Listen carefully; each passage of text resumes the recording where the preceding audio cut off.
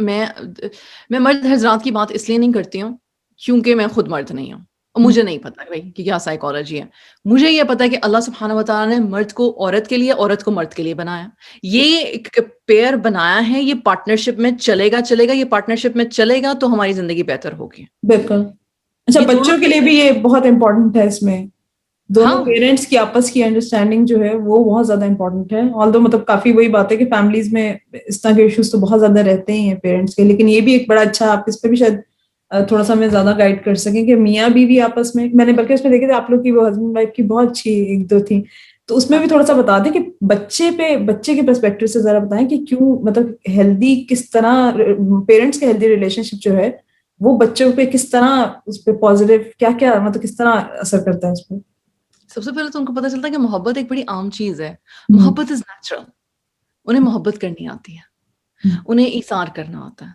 और जब जब वो देखते हैं कि फादर माँ का मूड ख़राब है और वालिद साहब जो हैं बहाने-बहाने से माँ का मूड बना रहे हैं और बच्चों को आँख मार-मार के छेड़ रहे हैं माँ को, जो हम्म, कि यूजुअल यही तरीका है। पूरी दुनिया के ख़ावंद जो है ना, अल्लाह मियाँ सबको सेहत तंदुरुस्ती और आमीन। अपने ईमान में रखें। तो आदमी की नेचर में है औरत को प्लीज़ करना। हम्म, आदमी चाहता है औरत से मोहब्बत करना, आदमी चाहता है कि उसको भी रिलीफ मिले, उस मतलब कॉम्प्लीमेंट। आदम अलैहिस्सलाम, मैं अभी मतलब पिछले दिनों में बच्चों से बात कर रही थी, ये एलजीबीटीक्यू की बात हुई कि मतलब हम्म, किसी ने ऑनलाइन क्वेश्चन पूछा क्लास में कि भाई अगर आदमी के लिए फीलिंग्स अराइज़ हो जाएँ, औरत की लिए फीलिंग्स अराइज़ हो जाएँ तो फिर क्या करें? मैंने कहा मेरी बात सुनो, फीलिंग्स अराइज़ होना ना कोई बुरी बात नहीं है। अब गौर से ज़रा सुन लीजिएगा। उसकी वजह ये है कि अल्लाह ने हमें बनाया इमोशनल बीइंग्स हैं। हम्म, आदम अलैहिस्सलाम जब बनाए गए तो उनके पास सारी आसाइशें थी। Why was he so lonely then? Hmm, हव्वा came out of the need to take away the loneliness of Adam अलैहिस्सलाम। बेशक कलम ने लिख दिया हुआ था, हुक्म था, अल्लाह तो सब कुछ जानते हैं। बिल्कुल। But we as human beings are beings of attachment। Attachment एक ऐसा लफ्ज़ है जो कि अब बहुत इन हो गया है। लेकिन ये हमें आदम अलैहिस्सलाम के ज़माने से पता है कि we are beings of attachment. Hmm, attachment to our spouses, attachment to our children. ये जो हम कहते हैं मेरा बच्चा, मेरा घर, सास-बहू की लड़ाई क्या होती है? ये मेरा घर है, ये मेरा घर है, वो घर मेरा दोनों का ही किचन नहीं है, घर बंदे का होता है, ठीक है ना? वो सिर्फ़ औरतें रिसाइकिल हो रही होती हैं उस घर में। लेकिन द पॉइंट इज़ कि अगर अटैचमेंट्स स्ट्रॉन्ग होंगी, तो बच्चों के लिए एक जो इंटेलेक्चुअल वॉर है ना कि self control, self esteem, self confidence, ये जो इंटेलेक्चुअल वॉर्स होती है ना उनकी, वो हमने पहले खत्म कर दी। बिल्कुल। वो है ही नहीं। मतलब कभी भी किसी सक्सेसफुल इंसान को देखा है दीवा, वो सक्सेसफुल क्योंकि वो फियरलेस है, हम्म, फियरलेस है। हमने बच्चे को जब मोहब्बत दिखा दी और मोहब्बत को जीना सिखा दिया। मैं ये नहीं कहती कि भाई मियाँ-बीवी एक-दूसरे पे हर वक़्त डुलते रहें। मतलब जस्ट बिल्कुल। A very respectful relationship. बेशक आप वो वाला कपल हो जो बच्चों के सामने एक-दूसरे का हाथ भी नहीं पकड़ते, it is completely okay for me. I am fine with that. You if you don't want to show physical affection, but even respect देना, जबान, नरम ज़बान, जबान। हम जब बुजुर्गों को देख लें, हम्म, अजी अपनी माँ से बोलो ये कर दे। हम्म, जाओ अपने वालिद साहब से बोलो ये करता है। मतलब एक-दूसरे का नाम भी नहीं लेते हैं। बिल्कुल। देखा है कभी आपने, क्यूट से बड़े लगते हैं हम जो बुज़ुर्ग हैं हमारे, जब जिनकी जिनकी अच्छे रिलेशनशिप्स हैं।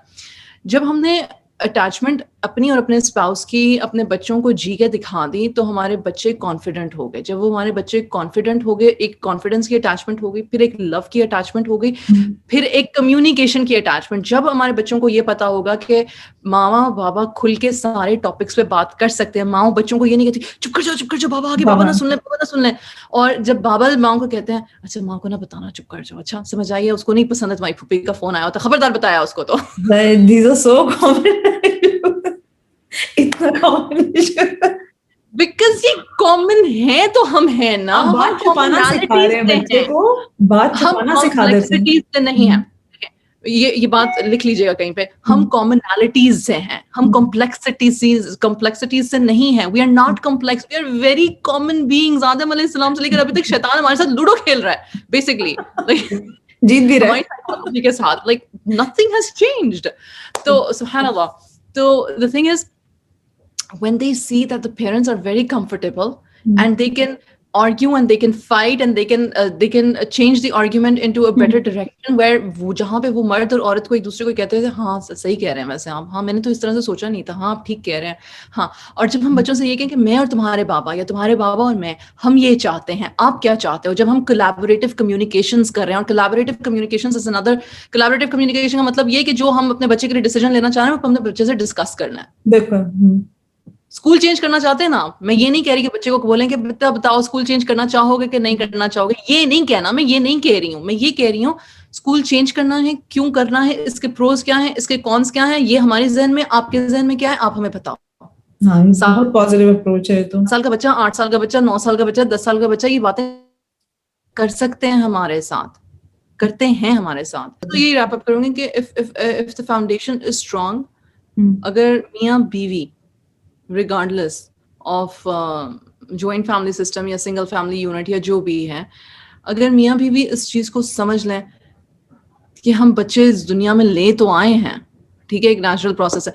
किसी ने मुझे कहा बच्चे पालना तो बहुत आसान है, मैंने कहा नहीं, बच्चे पालना बिल्कुल आसान है। हाँ, क्यों बच्चे पालना आसान है? तो मैंने कहा कैसे, मतलब रिप्रोडक्शन तो सारे जानवर भी करते हैं, उनके लिए बल्कि ज्यादा आसानी है, हमारे लिए तो कोई आसानी नहीं है, क्योंकि एक वो बच्चा जब आया था तो आपको ये देखना है कि भाई आपको ये शादी चलानी है कि नहीं चलानी, आपको ये शादी चलानी कैसे है, आपको इस शख्स के साथ रहना कैसे है, आपको इस शख्स के रिश्तेदारों के साथ जो आपके रिश्तेदार हैं सारी लाइफ के लिए, आपको उनके साथ कैसे रहना, फिर आपने इस बच्चे की पेरेंटिंग स्टाइल क्या होना चाहिए, फिर आप देन यू स्टार्ट, मतलब टोटल पर्सनालिटी चेंज हो जाता है ना। मैं कहती हूँ कि ये सारी बातें तब इंसान को समझ आती है अनकंडीशनल लव क्या होता है, और अनकंडीशनल लव को हमने लेकर आगे कैसे चलना है, या बच्चों की परवरिश कैसे करनी है। वो जो पहली रात होती है जब आपने न्यू बॉर्न बेबी की सारी रात क्राई सुनते रहते हो, अगर कॉलिक बेबी और 3 महीने सिर्फ उसको रोते हुए सुन रहे हो, लेकिन आपने उसको बाहर फेंक नहीं दिया कहीं पे जाके, नाउ दैट इज लव, ठीक है, दैट इज लव। तो बट वो लव जबरदस्ती का, because you're bound by it, now you're bound by it.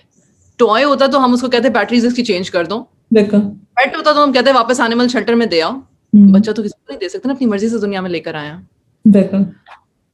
तो जब अब ले आए हैं उसको, तो फिर उसको जो निभाने की जो एक जिम्मेदारी है वो फिर दोनों को उठानी है। और अगर अल्लाह सुब्हानहू व तआला ने अगर सेपरेशन या डिवोर्स या क्या कहते हैं डेथ लिख दी है दूसरे स्पाउस की, तो वो एक अल्लाह का टेस्ट है। हमारे हम जिंदगी में किसी ना किसी पॉइंट पे, किसी ना किसी लेवल पे टेस्ट आता रहता है, लेकिन जब तक साथ लिखा हुआ है तो फिर वाकई में उस साथ को निभाओ। उमर रज़ी अल्लाह अन्हु के पास एक दफा एक सहाबी आए और उन्होंने कहा, या अमीरुल मोमिनीन, मुझे ना अपनी बीवी से चाहिए तलाक।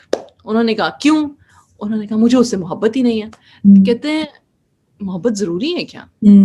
हाँ, मतलब मैं उसकी तरफ देखूं तो मुझे दिल में खुशी हो ना, मैं उसकी तरफ देखूं तो मेरा दिल करता है कि मतलब मैं घर से भाग जाऊं। तो कहते हैं क्या वो घर की जिम्मेदारियां पूरी करती है? कहते हैं हाँ करती है, तुम्हारी लॉन्ड्री करती है, तुम्हारा खाना बनाती है, तुम्हारे बच्चों को फीड करती है, तुम्हारे बच्चों का ये बातें की हैं, ये सीरा में अगर पढ़ो तो ये है, मैं अपनी तरफ से नहीं बना रही हूँ। तो उन्होंने कहा कि हाँ वो ये सारे काम करती हैं। तो कहता है मुझे बात सुनो, तुम्हारी एक की मोहब्बत और उसकी तमाम खिदमत, क्या चीज भारी तुम्हें लगती है?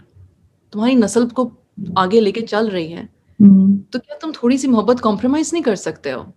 तो वो साहबी खामोश हो गए, वो वापस चले गए। मतलब खुदा खौफी थी उनको, इसलिए वो वापस चले गए। हमारे जैसा कोई बंदा होता कहता नहीं भाई मेरे बारे में क्या, मेरी जिंदगी क्या, मेरी मोहब्बत क्या, मेरी लाइफ क्या, वो अपनी रोने लग जाता। तो खुदा खौफी का जो आंसर है ना, हुब्ब इलाही का जो आंसर है, तकवा, वो जब तक शादी में नहीं होता और नफ्सा नफसी मी होता है ना शादी में, शादियां अक्सर डोलती रहती हैं। मैं ये नहीं कहूंगी शादियां टूट जाती हैं, पर शादियां डोलती रहती हैं। फिर वहां पे आप बच्चों को एक अटैच्ड, लव्ड अटैच्ड माहौल नहीं दे पाते हो। तो आप